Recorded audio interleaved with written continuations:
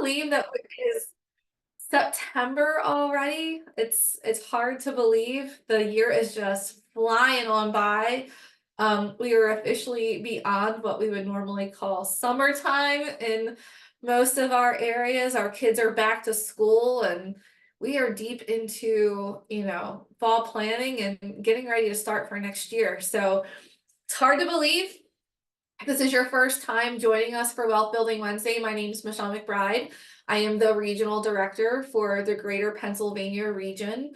And what that means is that I help support the market centers in the states of Pennsylvania, New Jersey, and Delaware.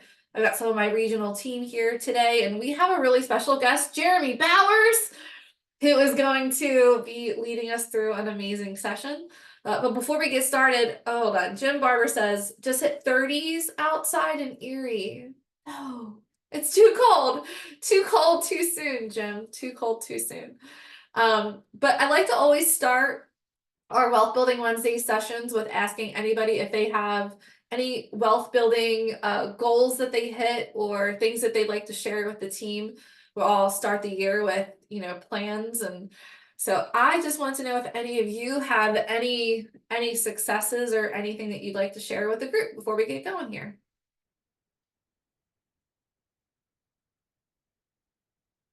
Hey, Jim, how you doing? All right. Hey, I just figured I'd share something really cool.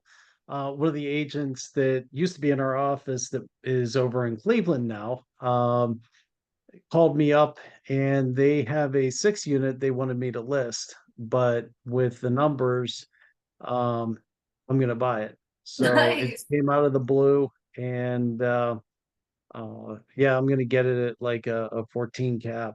Nice. So it's and it doesn't need work. It's just rent.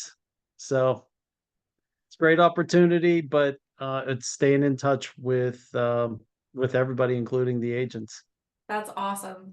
Jim, you hit on an important point that part of finding the deals and being in the deals is that making sure that everyone knows that you're interested in deals and that you understand this market and you understand how to invest in real estate and being the person that people want to call on when they're thinking about that. So that's awesome. Anybody else have any wins to share? George, I saw you take yourself off Yeah, mute. we're going through probably one of the more unique transactions I've been a part of. It's a 7 bedroom Cape May bed and breakfast, but the owner is going to make more money being the financier of the deal than she did owning the property. Wow. So she's going to hold the mortgage and make more money in interest than she actually would have running the property for profit. Wow. So, George, what I hear you touching on is that we call this wealth building for a reason, right? This isn't just real estate investing, although we do talk a lot about real estate investing as a way to create wealth, but there's other ways as well. And what you're talking about is number one, two cool things: a creative way to finance deals, which I think is really, really important. And number two, that you can make money by allowing your money to make money for you. And that's the interest side of it, right? When we think about the cash flow quadrant, when we talk about the investor bucket, that's when your money is making you money. And so that's a really cool example of two sides of how you can make money in real estate. Thanks for sharing, George. Cool. Anything else before we get going? I always like to hear what you guys got to go doing. House hacking. So Lexi, do you want to talk about house hacking? Are you doing one right now, or what's your thoughts on house hacking?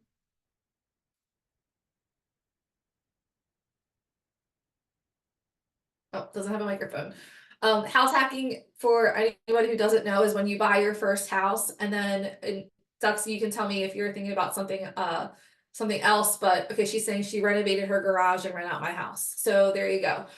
She lives in her garage, she's renting out her house. In other areas, people will buy their first home, hold on to that first home, buy their second home with either a refinance or something like that to free up some cash. And then another way of financing those deals. So cool stuff. George, I And saw that you take yourself on that mute. That works because last time I lived in my house, it was literally just homeless. It's a completely different situation. So I would like to stick with the Lexi recommendation of rent it out. But Michelle, have you noticed that I think Jeremy Bowers is playing in the US Open? You know what's really cool? I'm gonna ask him about that because Jeremy, him and his family went on this really cool adventure this past weekend, and talk about someone who lives a life worth living and on purpose.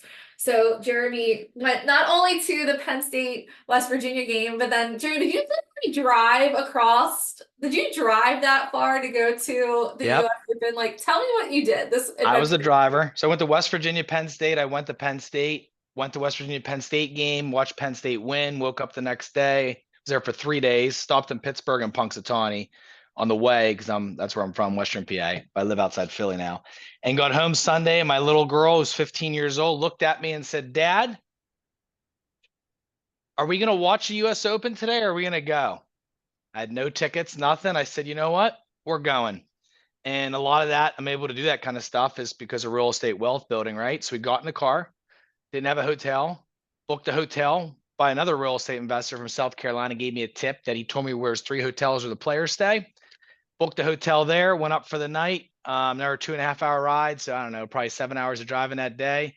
Woke up in the morning, went to the US Open, and she probably got to meet Michelle between 6 and 10 tennis professionals. And she's a wannabe college athlete in tennis. So talk about a dream. And I looked at Tandra, I said, "We can do it." And she looked at me and said, "Let's do it." And a lot of times, if you just have your own income, you get nervous. But no matter if I work or I don't work each month, I know there's money coming into the bank account each month. And worst case, if something happens, I can sell one of these assets. So I'm able to do things like that, which is why I love it. I love it, Jeremy. Thanks for being on today. For those of you who don't know Jeremy, he also serves as the team leader for the Keller Williams Mainline Market Center. Is an investor in all types of different things. If you're not following him on social media, he's definitely somebody that you want to, because he's really purposeful about showing the things that he does. Right. So, and Jeremy is really good at reminding me, like, you got to talk more about what you do and put it out there more. So I've been a lot more purposeful when my husband and I are in the middle of deals, posting things along the way and trying to remind everybody to Jim's point earlier, making sure to keep top of mind that people know what we're doing and what business we're in is really important. And Jeremy, you do a really, really good job about that. Thank you. I appreciate that. Yep. Purposeful. Family business and also in life too. So, yep. Yeah. I got some ways I want to share with you guys today. Did you want to start off with a question? You ready? Yeah, let's jump right in. So just to give everybody a kind of idea of what we're going to be talking about today, Jeremy's going to walk us through 4 benefits of real estate investing and in his idea on that. We're going to talk about how do you find money. We're going to talk about finding the right general contractors, and then we're going to get into how you find the deals. So Jeremy, why don't you get us started off with your 4 benefits of real estate investing? All right, so there's 4 benefits, everybody. Number 1, everybody knows cash flow. That's an easy one. To me, it's one of them, but not the main. Second, I'd write this down, depreciation. Don't pay the government as much. We're going to talk about depreciation. I find most realtors don't totally understand depreciation. We were not taught that. We'll talk about that. Number 3 is appreciation. We know about that. Normally, real estate appreciates at 3% per year.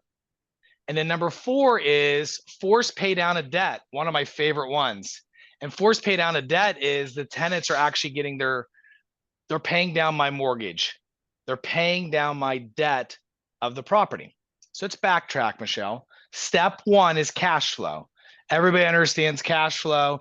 You have a debt, how much you have left over after you pay your mortgage, taxes, and everything else, that's your cash flow. If you're buying a property in an area that doesn't appreciate as well, it probably has high cash flow. It's very hard to have all 4. For me, I like areas that appreciate more than my cash flow. Second is depreciation. I would Google right now, if you guys can, write this down. It'll change your life. Google the word depreciation calculator. Depreciation calculator. Sorry about that noise. By the way, I'm homesick. I slept 4 hours. I got sick after that trip. Worked a ton yesterday, and I am hidden in my garage today because they're putting hardwood floors in my house. So trash truck just went by. If you heard it, they're gone. What's the chances all day? I'm like, he's not going to come by. He comes by right when his call starts. Anyways, back to the show. So anyways, that's what you have to deal with, right? In life, you just got to deal with it, roll with the punches. So depreciation calculator. You got to understand. I see Al Strobel on the call, like he buys real estate investments. Depreciation will help you guys not pay as much taxes. After you start making, you know, 100, 200, $300,000 a year, you're worried about paying less taxes. You guys with me? Number 3 is appreciation. You guys should look at appreciation calculators. You should know as a real estate agent or a professional what areas appreciate. I love Conshohocken. You know, if you know me, think Conshohocken, think Jeremy Bowers, right? And the reason why I like it is I like the appreciation. It's worked well for me in my life. Normally, I'm basing things on 3 to 5% a year appreciation. I'm not basing on some of these crazy double digits right now. The Shore, which is fake, which I just bought a Shore house last year. I can't continue at these rates. And then number 4 is forced pay down of debt. How do you guys figure that out? I would write this word down. When I do my classes, most people don't get this. Amortization calculator. Don't ask me to spell it. I did horrible in school. Amortization calculator, AMOR, and then after that, good luck. Amortization calculator. That will help you guys determine how much principal is being paid and how much interest is being paid. Well, normally when you buy your own property or you're a realtor, you can figure that out, you know, principal and interest. When you're the landlord, that tenant is paying down my principal. So I know that I'm basically right now getting about $700 on average per month of my debt getting paid down. So if I own 30 properties, that's 30 times 700, right? 21,000 a month. Per month of my debt is getting paid down. To me, that's huge. Now, how much am I saving by owning real estate? I figured that out in my depreciation calculator. And then appreciation. Just so you know, Michelle, on an average, I bought a house in Wynwood. It only cash flows $500. After I took all 4 principals, I make $2,500 a month. Wow. No reason not to sell it. That property today, I'm in it for about 3 and change. It's worth $750. Bought it during COVID. Now, where did I learn all that? Point 2, everybody. Where did I learn that? I'm from an area, it's called Punxsutawney. If the building burns down, you don't rebuild it. If your family dies, it's called a bill. I only know one person ever inherited money in Punxsutawney. So I am not from money. Where did I learn it? Definitely not my parents. I learned it from a couple key books, and I'd write these down. Book number 1, Tax-Free Wealth. That was written, if you just type it on Amazon, it's going to come up. It's on Amazon book. It's extremely boring. It's very good. Richard Kiyosaki's company wrote it. Richard Kiyosaki wrote the book, Rich Dad, Poor Dad, one of the most legendary books of all time. Tax-Free Wealth, unbelievable book. Read that over and over until you get it. That's number 1. Number 2, same thing, Richard Kiyosaki series, Real Estate Tax Loopholes. Real estate tax loopholes. Book 3, Real Estate Tax Advantages. Same company. Richard Kiyosaki, same company, Real Estate Tax Advantages. If you read those 3 books, in summary, I just taught you those 3 books and saved you 30 hours of your life. If you want to dive deeper into it, go to it. Those 3 books. Now, there's 2 other books I really like that got my mind shift. It's called Banker's Code and Wealth Code. Just Google it and you'll see them come up. I forget the person that wrote them, Banker's Code and Wealth Code. Those are my 5 favorite books to help you guys understand the real estate investing game or go higher. Now, Jeremy, I want my kids to learn it. Well, my daughter's 15. She owns a house. One of the key ways I was able to get my daughter to think differently is Richard Kiyosaki's board game called Cash Flow for Kids. Cash Flow for Kids. It's a $7,500 book or game. It's expensive. but it's worth it. The second game to teach a kid to get him to think about real estate is Monopoly. The third game, if your child's very, very young, allowance. Allowance, Monopoly, and then cash flow for kids. That tier will help your kids understand the importance of real estate. Most of the time, the people who you don't know are the wealthiest. The people lending the money are normally the wealthiest. When you get to a point where you don't have to get handicapped by the person that has the money, you're in a good position in your life. It feels good. So those are the 4 principles of real estate. The second thing I just disclosed you guys was the books. Okay. I think the next thing we were going to talk about was maybe like how to find the deals, Michelle. Is that what it was? Yep, so the first was the 4 benefits of real estate, and then the second is how do you find the money in order to do this, Jeremy? Because I think a lot of people, that's where the people that I've talked to, that's where they get stuck the most often is I don't have a ton of money to invest, or I don't have the best credit, or I don't have, right, I don't have enough money to put 20% down on my first property. So how do you find the money, and is there stuff that we could be considering if we're getting started or we're already on the journey and we want to maybe scale up a little bit faster? Yep. So there's a couple ways, right? Number one, see what I have on Bowers Brothers Properties. You have 2 options in life. You can brand Nike, you can brand Adidas, you can brand another company, or you can brand yourself. If you see me on the tennis court, I will not wear anything except a Bowers Brothers Property t-shirt, Keller Williams, Cape May Brothers, or Bowers Companies. I have 10 to 15 of each one of those shirts. Now I buy them and I give them out to people. I also wear them. So on the tennis court, they know that I'm a realtor and they know I buy houses. By me showing up to tennis with a Nike shirt on does nothing. I just got another listing from it. I get real estate investment deals from it. Why am I bringing this up to you?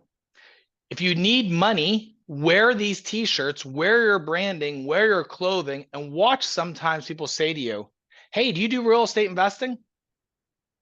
I've found deals that way and money that way. Now we're going to start off in example 1, money.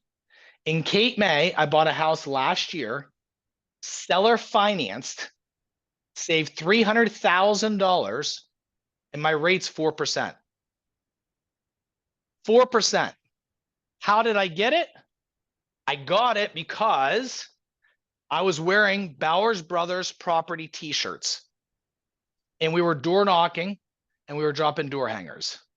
A guy in the street saw our t-shirt and said, hey, are you looking to buy? We said, yes. But if I had a Nike t-shirt on, he would never say anything to me. Yep. That deal today, when I retire, will be worth $5 million. So the key part, I believe, of finding money is wear your brand. The second part is don't be afraid to ask for it.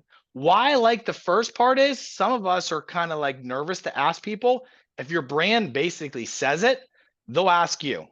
It's half the battle. And then you can ask them. It's very, very key. Who could you ask? Let's say now you're wearing your brand, and second step for finding money is what? Your second money is asking people. Al's very good at this on the call, one of my good friends. Al has used other people's money to leverage it and make money off of. I've lent Al money. Al's lent other people money. It works. So I'm going to take you through in line the way to find money. Cheapest to most expensive. Cheapest, or let's say in the cheaper end, is the bank normally. I used to get my money from small banks at 3 to 4%. Those days are over right now. Now my money's in the 7s. I like small banks, not big banks. Big banks stink at this. This is what they don't want to do. Small banks will lend you money. So I have small banks I like. Now, here's what the weird thing about small banks. All of us on this call most likely are used to residential real estate, where it's not your relationship. It's black or white, basically. Is your credit good and is your money good? We'll lend you or not. Small banks are based on relationships and then the second thing. So I found some small banks, Michelle, and small banks are cheaper. They'll give you 80% of the money and you have to put 20% down. Some banks will give you 100% of the financing of a renovation. Some will want 20% down. Small banks, option one. How do you find them? Google small banks in your area. Call and ask for the department that lends money on real estate renovations. Take them to lunch, stop over at the bank, meet them. If you ever walk into a small bank, there's no one in there, ever in there. Bankers in general are not super aggressive people. They're not on the phone calling people each day. Walk into the bank and meet them. Once you get a face with a name, you guys feel more comfortable. Do you guys ever notice on Facebook, you never met the person, but you feel comfortable, and then you meet them in person, like, oh my God, Michelle, amazing to meet you finally in person. I feel like I know you. I know you all have. Go meet the person in the bank. That's tip one for money. Tip two, go find someone wealthy and tell them that you'll give them 50% of the profit. That's how I got started, Michelle. It's expensive, so we're going to stop going in order because I'm going to bounce around a little bit. I'm just going to give you the ideas. Second one is I was buying stuff at 30% profit. Brandon or whoever I was borrowing money with at the time, he gave me money and I split it with him 15-15 basically, right? If we flip the deal, kind of expensive, but I didn't have to go ask the banks. I didn't have to ask anybody. I just found a wealthy person. Option three is find someone who is kind of like an in-between bank or an in-between person. They used to be out there at 8, 9, 10%. Now I don't know what they're at because I'm not using them right this second, but they'll like lending one would be a good example. They'll lend you money. Next, one of the highest everybody brings up, hard money lending. Hard money lending to me is the most expensive way to get money. It's a very common term that comes up, AKA the, higher lending rates or, higher, less qualifications. These days, I think they're between 10 and 14%. I could be wrong. Like, I have multiple hard money lenders. I like Steve Lloyd, he's in Florida right now. He lends money. I forget his company's name. Doesn't matter. Next one would be Josh Brandt. I use his. I've not used it. I've referred him hard money lending. Josh Brandt is another hard money lending company. So you have a couple options. One, go to the bank if you have your own money to put down, leverage a bank. Option two is leverage a wealthy person. Number three is hard money. Someone just dropped in Air Stone Bay. And number four, we're going to give you a bonus, guys. Al Strobel, this has changed our life, my life, and other people's life. It is Camaplan. Write it down, read about it. If you don't know about it, this would be worth the whole call today. Camaplan is a company. It's in Ambler, Pennsylvania. It's called Specialized IRAs. There's certain companies across the country that do this. Full disclosure, my brother is a financial advisor. I personally am not big fans of financial advisors. I buy houses with my brother. I don't think that they know the market as well as we do in real estate. They think they do, but I don't know what the CEO is doing in the company. In real estate, I'm very comfortable. So in this one is instead of investing in the market, stock market, you can invest in real estate. Specialized IRAs let you take your old money that you had at a company or a friend that you know that just retired or a friend that's changing companies. When they leave a company, they go from a 401k to an IRA. A lot of people don't know this. What's the difference, Jeremy? 401k, you're pumping money into the company while you work there. I work at IBM. I put money in every month, Jeremy, and they match it. That's a 401k. As soon as you leave IBM and you go to XYZ company, you have to take your 401k money and put it in a holding company. And that could be Wells Fargo. That could be Ernst & Young. That could be whatever company it is. I think Ernst & Young's the wrong one to use. That's a different company. So you're looking for financial institutions. Instead of putting in a financial institution, Fidelity, you can put it into an IRA holding company. You pay them a couple $100 a year. They hold your money, and now you can invest. What could I do with it, Jeremy? Number one, you could lend it. You could lend it to people like me. You could lend it to Al. Use Al as an example. Al, lucky you're the first one on my screen. Is he needed money for a project? I lent him money and I said, Al, pay me 10 or 12%, whatever the rate was. I can't remember what it was. And you have it for a year. You call it, I gave him 100 grand. He gave me that money back plus call it 10 grand. You can lend money out of your IRA. The second thing you can do is you can invest in long-term assets. You can't flip with it. Yep. Real quick. So another benefit of borrowing private money is that you can make a phone call and have it in 2 days. You can't go to any bank and have it in 2 days. So like a lot of times you'll get a deal because of the speed that you can get the money.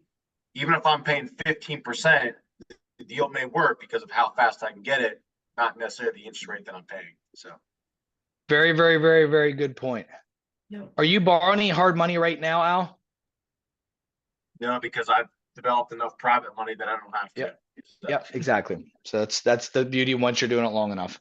So IRA CAMA plan, basically you can lend the money if you have some money in an IRA, or two, you can get someone to lend you theirs and you can buy real estate. It's a beautiful thing. And there's certain rules you can do with relatives. You can't do with relatives. You have to look into it. It's a great educational site. CAMA plan, Michelle dropped it in here. I could talk an hour about CAMA plan. What's the next question, Michelle? So those are the ways you can find money. So definitely, Jeremy, do you have a preferred way? The bank. The bank?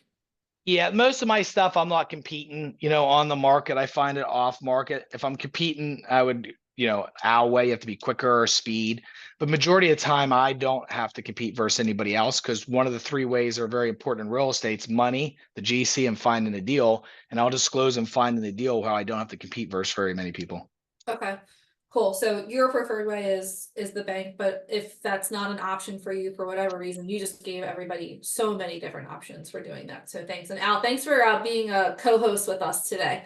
Even though we didn't ask you to do that before. Okay, so Jeremy, anybody who has invested in real estate or has had rentals or has flipped a house knows that your general contractors can make or break your deal. If you have someone who, craps the bed on you and doesn't hit your timelines and doesn't do the things that they're supposed to do or messes up something, I know that can be something to, really get you off track. So one of the most important things when you're getting started is knowing who the right general contractors are, who those general contractors will be. How do you find those people? What is the best strategy? How do you hold them accountable? Like, what's your thoughts on just GCs in general? All right. So first off, if you're trying to GC the deal, most likely your other income is going to go down. I am not a fan of that. But Jeremy, I'm saving 20 grand. Now you don't see it. You just lost 80 grand selling houses because you're off track for the next 6 months. So I'm dead against that. I'm all about leverage. If I have to pay a GC an extra 30 grand, but then I made an extra 100 grand doing something else, I netted 70 grand. So very clear I have a GC. How do I find them? I ask people. So I ask other realtors that do business in areas, what GC do they like? And let's just say I'm flipping or I'm buying a rental. Who do they like? They'll give me names. I drop them in my phone for that area, general contractor, Mary referred in this area. And I build a list. One way is realtors. Two is I drop on Facebook. Hey, who do you guys know in this area I'm looking to flip? Before I even find a deal, I'm building my database. And then they'll tell me who they like. Third, I'll look on the internet. Fourth, I'll just get random referrals from people. Those are probably my 4 top. Now, here's the key mistake that people make. Just because he's a good contractor for a house doesn't mean he's good for a flipper rental. So say this, I'll ask him questions like, real quick, like, do you prefer doing kitchens and bathrooms or renovations? That one will tell me exactly who they are. I hate renovations. Well, I don't want to be your guy because you're going to push me off. I don't want the person who just puts in kitchens and bathrooms because they're going to push a rental to the end. Just so you guys know, when you totally gut a house, it's not that profitable. It's the dumbest, silliest job there is. And one of my good GCs is my good friend now, and we talk about it, is the plumber makes money. The roofer makes money. The HVAC makes money because they stay in their lane. The wider you go on things in contracting, the harder it is to make money. There could be more mistakes. There could be more issues. There's timeline problems. So I like to find them that way. Now, if once I find them, then I want to go see some of their projects. It depends how nuts you are. I'm nuts. I want my rental to look just the way that I live in a house. Some people, they don't care. Like my floors are going to be level. I'm going to spend some extra money and level my floors. I don't want them to walk on a floor it's slanting. Just not my personality. I have no middle button. It's how it works for me. So that's how I find the contractors. Now, let's say you find one. How do you manage these guys and girls? It's cool you found one. How do you manage them? For me, I run multiple different things. Like I'm a team leader. My wife and I sell houses. I play tennis. I do real estate coaching. There's like 6 things I'm involved with. How do I manage it? Real estate investing. How do I manage it? Every Sunday night, I check in with my contractor. What's your plans for the week? And he tells me. Now, for years on Saturdays, I called it driving for dollars. I would drive around, look for renovations, and I would go with my contractor, pick him up at his house, and go to our renovations. I would leave at 7:30 in the morning, and I get back around 2:00 every Saturday. These days, I don't have to because we've done so many deals that I basically just pop in once in a while. But every Sunday, what's your expectations for the week? Now the guys that I'm working with, they basically use me as fill-in. My jobs do take longer. I'm okay with it. And the reason why I'm okay with it is because I know I can't just go get another guy as good as mine right now, or I'd take a lot of time. I know his kitchens and bathrooms where he makes his money. So it works. My house right now, I renovate my house. I've been, down the list, right? Putting other people in front of it, which is fine. It's first time in I don't know how many years, 10, 15 years, I'm not renovating a house. I said, why don't we start renovating our house? Tanger's like, why are we doing this all of a sudden? I'm like, because we can finally. So that's how I manage them. And I've had good track record. Now, mistakes, I've given some contractors one-time money up front and I lost and I got burned. He was a realtor and he took me for some money. And I lost, 25,000. Besides that, I had another bad one where I partner with a general contractor. This is a dumb one. It sounds good in theory. Guys, remember, most time theory is not good ideas. I base most of my decisions today on results. Hey, in theory, is this house going to appreciate? This area is going to be awesome? Nah, I'll just base it on the comps. Hey, in this case, this is another one. That partner with a contractor, they'll renovate the house at cost, and they can be your partner. All right, Genius Bowers, how'd that go? Well, when he needs money, what do most contractors have trouble with? They have trouble with cash flow, right? Money comes in, money comes out, manage a whole bunch of projects. I was always last on the list, and we lost $21,000, $7,000 a person in Manayunk. That's where I started in 2003. Because I partner with them as a partner, I won't do that anymore. If you're a GC and some reason I need to be your partner, you're getting paid for your job. I don't want to be last on the list. These days, I just partner with basically, I do it myself or with my wife, or I do it with my brother, or I do it, say, with Al or someone else on the street that they find a deal. They don't have the contractors. They don't have the money. Find the deal. I'll take care of the other 2 parts for you. You send me the deal. I'll tell you if I can help you with it or you can't. So the second part is the contractor, very key. I also like to do stuff that's local that I can physically go to. So I'll give you examples. Me, I live in Bluebell. I don't like Philly anymore.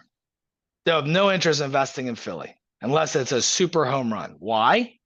I don't want to have to drive down there to manage the projects anymore. I used to do that. I don't want to do that on Saturdays anymore. I play tennis with Alexa. So for me, I like Main Line, Conshohocken, Bluebell, up that strip.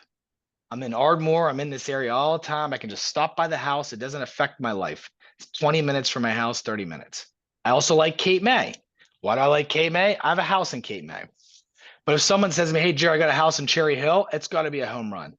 Because now I got to find a new GC. And that's the other thing I found out. If you have a suburb GC, they don't want to be a city GC. The Mhm. city's expensive. They don't want to park. They don't want to pay the taxes. They don't want to do it. It's just brutal. If you're going to renovate houses, have a city GC and a suburb GC. Your GC might change for you up front, but they're going to hate it. My one GC lost $20,000 or $30,000. He told me by being a suburb GC to be in a city. Wow. So that's the second key part, which is the contractor, finding some good contractors. And you should have them before you find deals, everybody. Don't wait for the deal. If you wait for the deal, you're too late. Yeah. And then the third part is the actual, how do you find the deals, right? That's the third key part. Like, how are you guys finding these deals? Right? Magical question. Hey, Jerry, I found the money. I found the contractor. Now, how do I find the deals? I'll give you one. I'd write this down. Wear your brand. Look at me on social media. A lot of times you'll see my clothing brand. That's number one. As we're talking, a text just came in from a gas station owner in Conshohocken. He knows a whole bunch of realtors. He goes to Tangerine. Every time I show up, I got my brand on. He knows exactly who I am, what I do. Second is, how do you find the deals? Door hangers.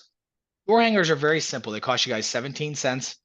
One of the easiest ones. I've made a couple $1,000,000 in the last couple years off it. They tell me between $1.5 million and $2 million off of door hangers. I get them on Vistaprint. If you want my designs, you can shoot me an email. Our marketing company we created called Design Studio can create them for you. $50, $100, whatever it is, nothing crazy. And then you order them for Vistaprint, 1,000 for 17 cents each. Drop them off. I found most realtors won't. I can't get anybody in my 2 offices to drop them off. I've tried to pay people. They just don't want to, whatever reason they don't. I'll pay $30 an hour. I normally have to find a high school student. And then they get a bonus if they get a deal. You find me a deal, I actually buy it, I'll pay $1,000 and plus the hourly. That's one way. Door hangers. Do you have Another way. area that you sorry, do you have a specific area that you target with door hangers? Like, what does that even look like? Do you have like, I want to buy in this area, so I'm going there? Like, is that? Yeah, me's hardcore Conshohocken right now. It's where I buy. And then for selling houses, I drop them wherever Tandra and I are doing realtor work. But Okay. right now it just seems most of the stuff I've been buying Conshohocken, that Plymouth Meeting, Bluebell area. I mean, that's how we found the shore house, just whatever areas that you like. That's what I learned. Like, I don't really care anymore, like where people say, this is unbelievable, it's hot. Mhm. I got enough going on in my freaking life. Like, we're already trying to sell houses. Like, let's just do something like compliments. Yeah. You know what I mean? Compliments what you're trying to do. Logos and things like that, what you have on it. Yes, like I do have that, what I'm disclosed, I'm a realtor on it, just to be extra cautious on it, right? And I'll put on there, hey, listen, I'm looking to buy, I have all different ones. You can send me a message, you can look at them, they're on Google Drive. Some's for realtor stuff and some's for investing stuff. The door hangers. Number 3, you guys could do phone calls. These days, I'm not doing great on phone calls, calling strangers, but it's a way. 4th is direct mail. It works. Like, I interviewed wholesalers at a real estate investing company. I took a 1 year off. I had a non-compete with Coldwell Banker. When I left Coldwell, I got into Keller Williams in 17. I started a company with 2 other people called TCS Investments in the city. And we had 9 people making phone calls. It's brutal. It's tough, but it works. But along that time, I met a whole bunch of wholesalers. And one of the ways that wholesalers find a lot of their stuff is direct mail. Jeremy, how much do I have to spend on direct mail? A lot. Like, I just talked to one. He spends about $10,000 to $15,000 on one lead right now. Wow. To get the deal. So if he makes 30 on the spread, he's making maybe 10, 15. It's brutal compared to how it used to be. Yeah. We buy ugly houses. You guys get them. Like, it's just brutal. I do a different little pitch. I send it to my center of influence. So I send it to people that know my names, know our names. And there are neighborhoods where I see crappy houses. I see neighborhoods where they know someone wants to renovate their house that just needs a set, whatever. I send it to my center of influence, and I do pretty well to make them aware what I'm doing. Another way is social media. Use your stories, use your posts. I'm not that great on Instagram. I'm better on Facebook. I don't know. Maybe it's my age, and they tell me I post too much random stuff. It's not perfect images on Instagram. But anyways, TikTok, I have no freaking idea what's going on TikTok, but anyway, social media works because like you said, like constantly post. If you look at my social, it's either tennis, family, business, or houses. I don't really post anything else. Like I'm not gonna get on there and argue about politics or argue about something in the world. Like I'll talk to you personally about that. I don't want I just want to just drive home like what I'm super, super passionate about right now, which is those. You know, when you're going through your renovations, like film your renovations, like show what you do. And I've also learned recycle your old pictures, guys. This is huge. Paying all these people to do all this stuff on social. And I noticed, I'm like, dude, they're reusing their social pictures. Before and after kitchens, before and after bathrooms. No one's remembering what Jeremy Bowers wore last Thursday. You didn't state it that day and say, this is it. No, you don't be afraid to reuse it. And then referrals, Michelle, referrals. I do very well off referrals with realtors. Like realtors, there was 2 realtors that didn't like me. Maybe there's more, but it bothered me that 2 people didn't like me. And I finally talked to both. We're good now. And one of the things I talked to a lot of people about, and I'm lucky to work with McCann, he has a good reputation, is you're only as good as your last deal. People will think of you. So like for me, like as a leader, I'm always helping anybody can help. I don't care if they work at Keller, Berkshire, Remax, don't matter to me. There's going to be an opportunity eventually in life that they either refer me an agent that wants to work at our company, 2, an investment deal, 3rd, nothing. That's what happens in life. And 4th, they might want to talk.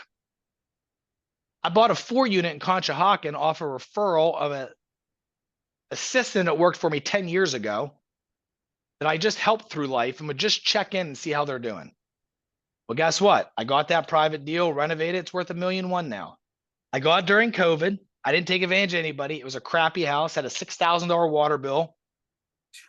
And I probably bought about $3 million of real estate now, maybe an equity of $2 million in Conshohocken during COVID time because everybody else wasn't doing it. Right? 2 days after COVID, I bought a house. You know, the other one was whatever, within 30 days. The whole point of the story is some of these are coming from realtors. I'm going to give you one more tip on this. Pam Butera called me out on this. I had this company called We Clean List that honestly doesn't make money. I'm not really promoting it that much anymore.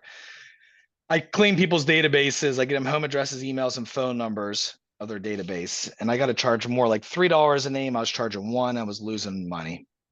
But anyways, I fixed the problem and then tell people how to do it now unless they want to pay me that. But the point of the story is this. Pam Butera said to me, Jeremy, clean my realtors. I'm like, Pam, why would you want to clean your realtors? I don't get that. That's dumb.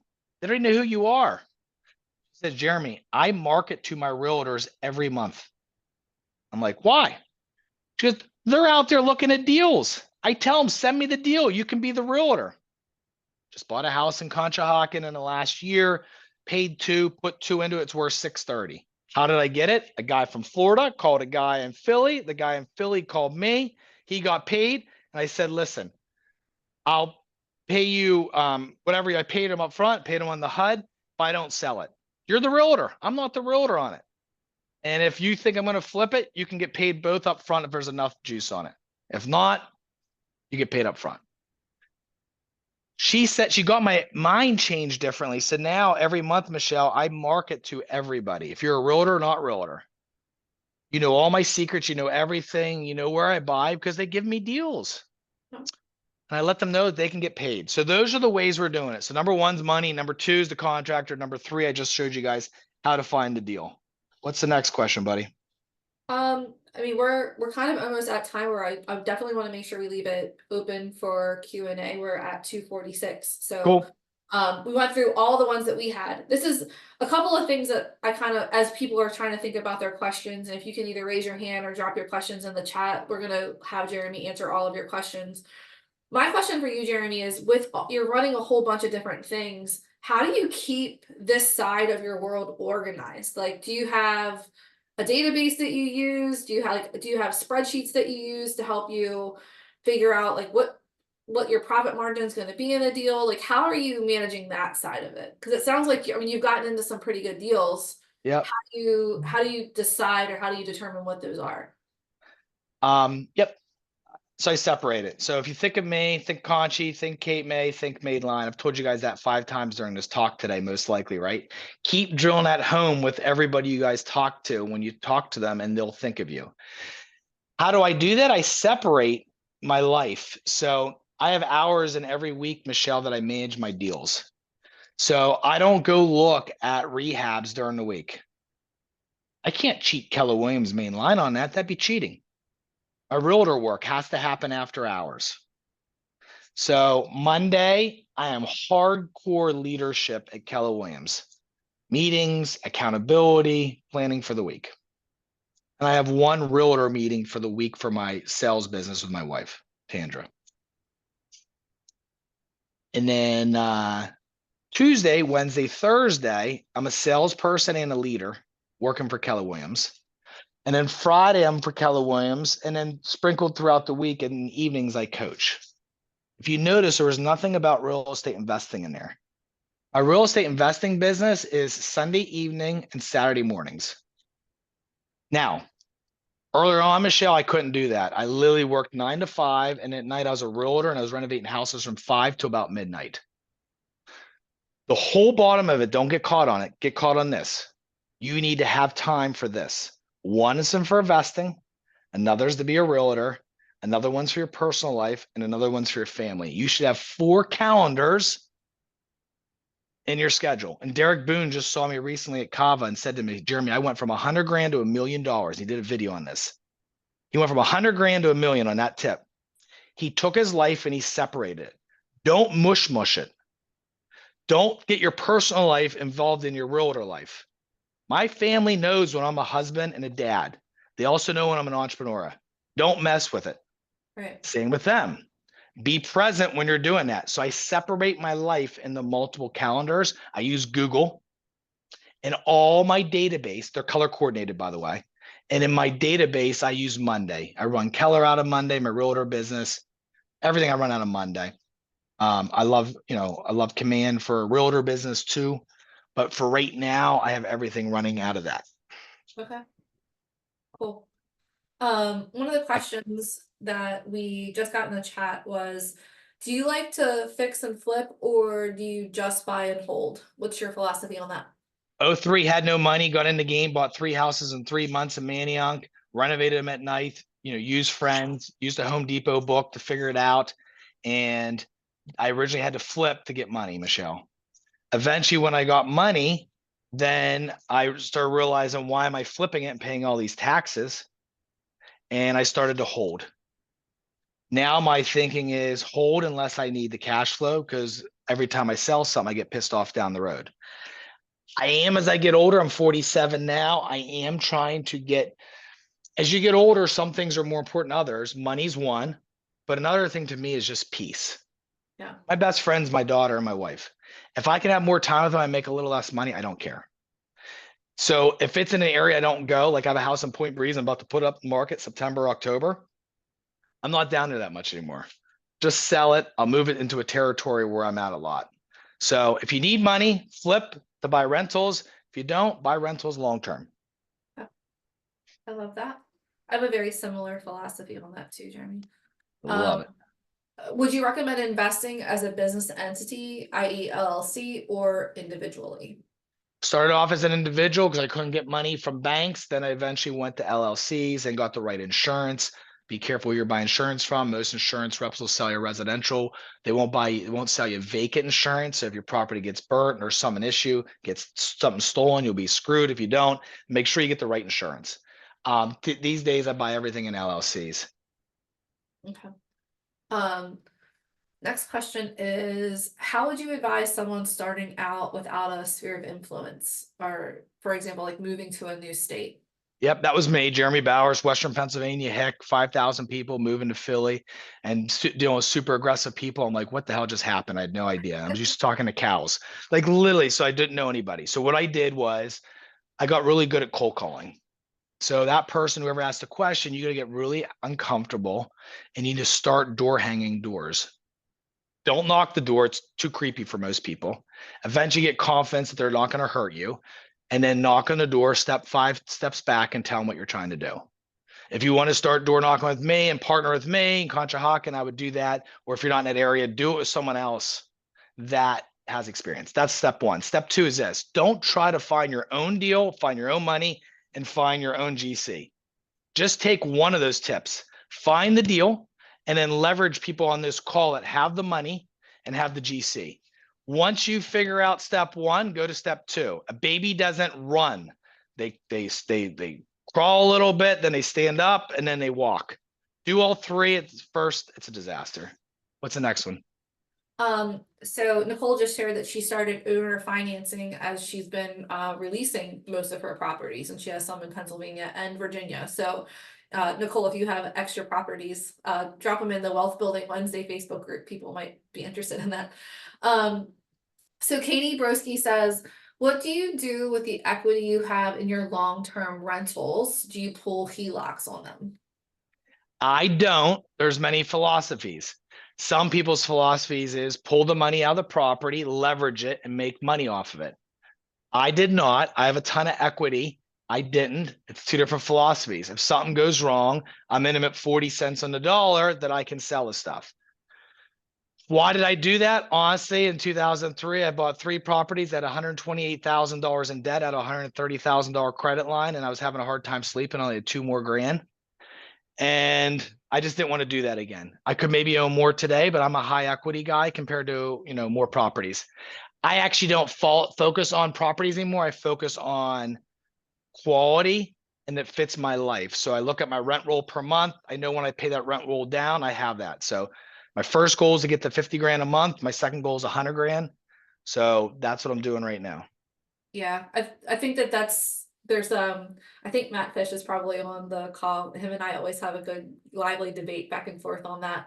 I think that just really it just depends on what your comfort level is, right? Like, are you comfortable with having getting more properties and raising the equity and doing all that like over time, or is it like it's all really up to you? And I think that's a really important point to make. It's like what will allow you to sleep at night, right? And what is your risk tolerance and all of those things. And anything that we share on these calls, know that these are just different ways that people have gone about it over the years, and these are just their opinions on this. This isn't like telling you this is the absolute right way to do it. Exactly right. Yep. So Sherry wants to know what is one of your biggest mistakes what was one of your biggest mistakes as a new investor?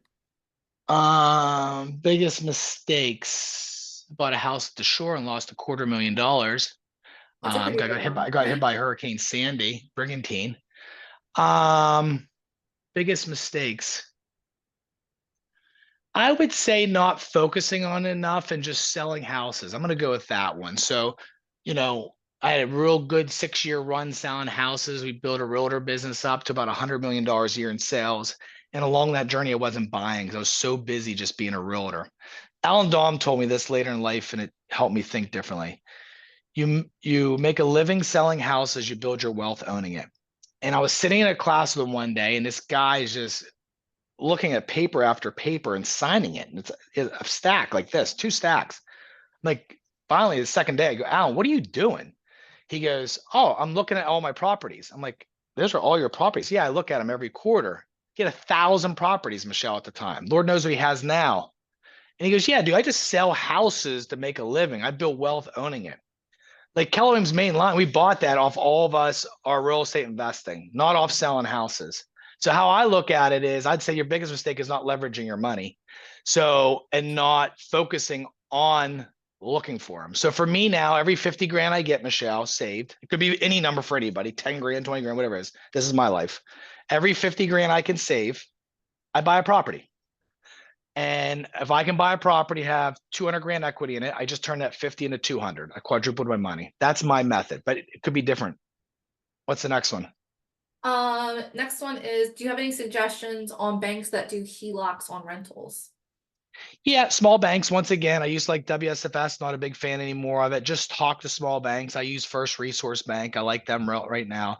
Start dropping some golden nuggets because 256. I always wait for the end to drop the people that stay committed the whole time. So now I'll start dropping who I actually use. So banks is First Resource. Who's I use WSFS. Small banks. Just use those small banks. Build those relationships with them. What's the next one? We have rentals and have been buying primary residences and turning them into rentals. We are feeling guilty to buy a comfortable house for ourselves. Is there a point where investors finally settle down for themselves? Yeah, I mean, me and Al talked about this. Our people in this call talked about this. Is at some point you got to enjoy some of this stuff. Like I don't know if I'm gonna be alive tomorrow. I've been sick for 2 days now, right after doing that trip, right? And literally have not been at work. And I just think at some point in your life you have to realize there is no time, right? Like when you want to do it, you do it, right? So for me, did I lose buying some real estate investments for buying the house I live in today? Yeah, but guess what? I really enjoy my freaking house and I love my life. So I'm fine. I think it's just a gut thing and go for it. Go for it earlier than you. Here's my answer for you. Go for it earlier than you think. You'll always figure it out. What's the worst going to happen? Move into an apartment and nothing. You're not going to die. Like, come on. What's the next one? I have a question about Section 8 and getting investors to open their doors. I'm working with city team and want to present it as an option. Not my expertise. I'm going to be that person that never acts like they know something they don't know. It's not my expertise. Don't have a ton of experience with Section 8. It has been getting brought up. That's the second time I've heard a question about Section 8 in the last couple of weeks. So maybe if there's anybody on here that does have expertise in Section 8, I think that would be a really good topic for us to explore for sure. I actually was talking to someone this week about that. So Abigail, that's definitely something for us to explore on a future call. Thanks for that topic.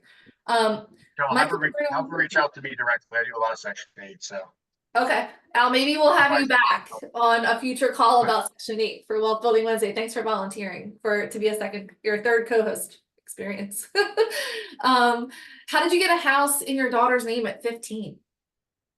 So my daughter gets paid monthly for working with us. You have a tax return. You can pay your kid up to $12,000 a year. Then you can put your name, your property in a kid's name. My daughter's is in a trust in her name. So it's a little different how we did that. And then basically she goes to college for tennis and she gets a scholarship, then we don't have to pay. If she goes to college and doesn't get a scholarship, then the house will pay for her college. Basically, we'll either sell it or use the cash flow from the property or pull a line out of it. As of right now, ours is in a trust. And then third option with her, which I really want her to do with the 3, is I don't want her to go to college. I just want her to get into real estate with us and build second generational wealth, give her that $250,000 and build off that, turn that 250 into $1 million, right? So that's how I did. I did it a trust is the answer to your question. Awesome. We are at 3 o'clock. Guys, those were some really great questions. Everybody, do me a quick favor, drop some appreciation in the chat for Jeremy for just freaking bringing it today. Jeremy, thank you so much for going through the four benefits of real estate investing, how you find money, how to get the right general contractors, and how to find the deals, answering everyone's questions. So much knowledge, so much wisdom. Thank you, friend, for being with us today. Appreciate you all. Thank you. Make it happen. Have a good one, everybody. See you in the next Wealth Building Wednesday.